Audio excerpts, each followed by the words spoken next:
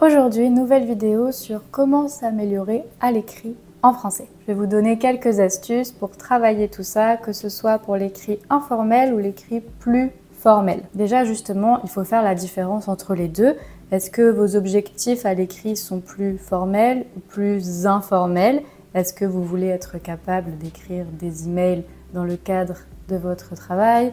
Ou est-ce que vous voulez communiquer sur les réseaux sociaux à l'écrit ou par SMS par exemple? Ou alors est-ce que vous voulez préparer un examen? Il faut trouver vos objectifs. Qu'est-ce que je veux améliorer à l'écrit? Si c'est tout, ça va prendre un peu plus de temps, mais on va faire étape par étape, on va sélectionner. N'hésitez pas à travailler avec un professeur et si ça vous intéresse, vous pouvez me contacter pour des cours. En attendant, dans cette vidéo, je vais vous donner quelques astuces pour vous aider à travailler tout ça en autonomie. Ce que je vous recommande en premier, c'est de bien travailler les temps, les réviser ou les apprendre si vous ne les connaissez pas.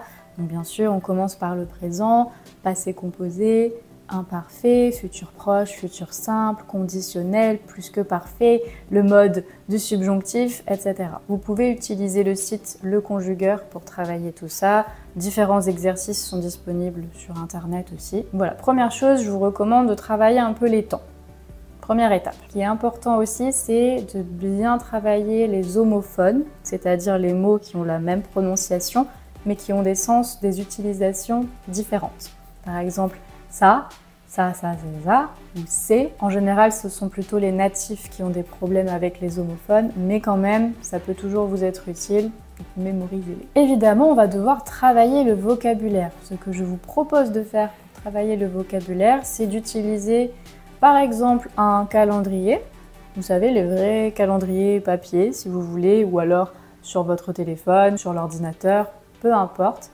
Et chaque jour, vous ajoutez les mots que vous apprenez.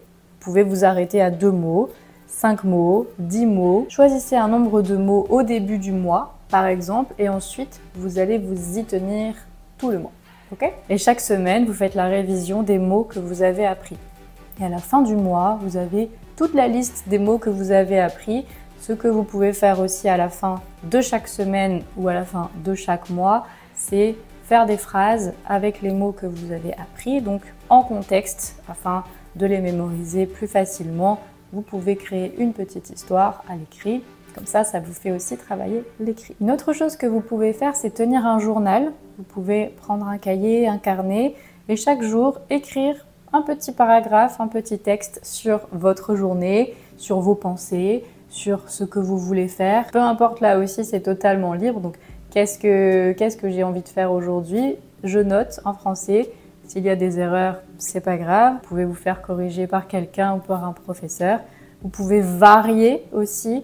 Par exemple, écrire sur votre journée. Après, le lendemain, écrire une petite histoire inventée. Ensuite, écrire un poème, c'est totalement libre. Ce que je recommande aussi, c'est bien sûr de lire des supports différents, des journaux, des romans, sur les réseaux sociaux. Tout ce que vous pouvez lire, lisez-le. Ce qui vous intéresse aussi, donc ça peut être sur des sujets que vous connaissez bien, mais aussi des sujets que vous ne connaissez pas ou que vous n'aimez pas trop, pour développer votre vocabulaire et être confronté à des structures grammaticales différentes. Et justement, vous pouvez noter les nouvelles structures que vous rencontrez. Un autre exercice qui peut être pas mal, c'est quand vous écoutez des chansons, vous pouvez essayer d'écrire les paroles que vous entendez.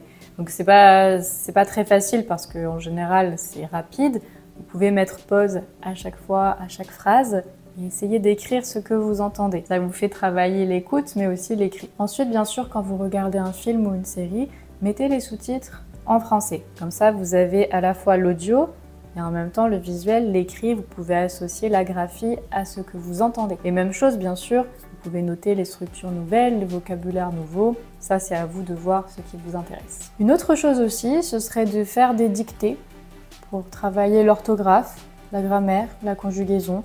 Il existe beaucoup de dictées sur YouTube, notamment. Donc n'hésitez pas à essayer, ça peut vous intéresser ou pas. Ça peut être un peu stressant aussi, je comprends. Donc pour résumer, il faut vraiment varier les supports. Essayez de lire un maximum de choses différentes. Essayez d'écrire des choses différentes aussi. Donc variez les supports, variez le style d'écriture, tout ce que vous voulez écrire.